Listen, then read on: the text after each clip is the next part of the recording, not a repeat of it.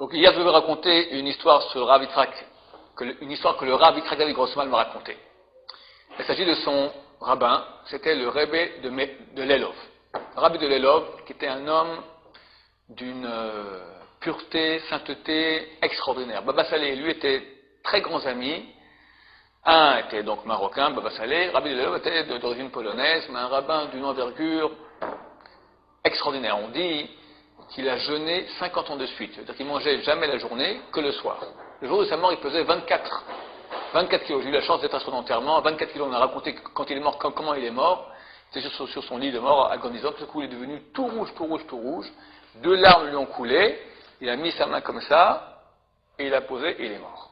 Alors on dit que la Shrina vient, la présence divine vient, comme ça, il a dû la voir couler, avoir des larmes d'émotion, et il a dit Shema Israël, et comme ça, on appelle ça Mitat Neshika, une mort de baiser, qu'on nous souhaite à nous tous, en temps et en heure, quand le moment sera arrivé.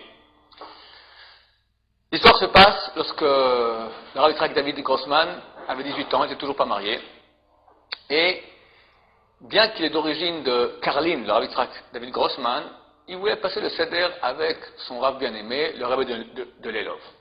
Le Rebbe de Lelov ne recevait pas les gens non mariés à son Seder. Le Rav Yitzhak David Grossman m'a raconté qu'il a réussi à se faufiler, et le Rebbe l'a vu, mais l'a laissé au Seder. Il m'a raconté comment était ce Seder extraordinaire. Ça veut dire, ça allait très vite. Mais le Rebbe de Lelov était pris comme ça, comme s'il était en lutte contre des forces maléfiques, et il se bat. Il se lève dans une transe comme ça, il se met à rouler sur le mur. Il y a un mur, il roule comme ça, debout, en disant par cœur la Haggadah de Pessah. Il dit la Haggadah de Pessah, et tout il roule comme ça. Il fait tout le tour de la salle comme ça, en tourbillon. À la fin du Seder, il s'assied comme ça sur sa chaise, et il regarde le Rav Yitzhak David Grossman. Lui de loin comme ça. Itchi David, comme ça m'a raconté le Rav Yitzhak Grossman en yiddish, Yitzhak il dit Itchi. David, Itchi David.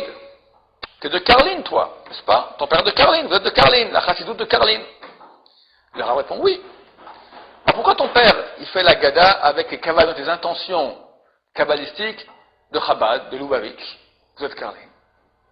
Bon, le Rav n'a pas répondu, le jeune homme, Yitzhak Grossman, n'a pas répondu, il n'était pas au courant. À la fin de la fête, le Rav Yitzhak Grossman repart à Jérusalem, chez son père, qui est un grand décisionnaire ici à Jérusalem. Il dit, papa, dis-moi, dans quel Haggadah tu as fait hier le soir du Seder, dans quel texte tu as lu?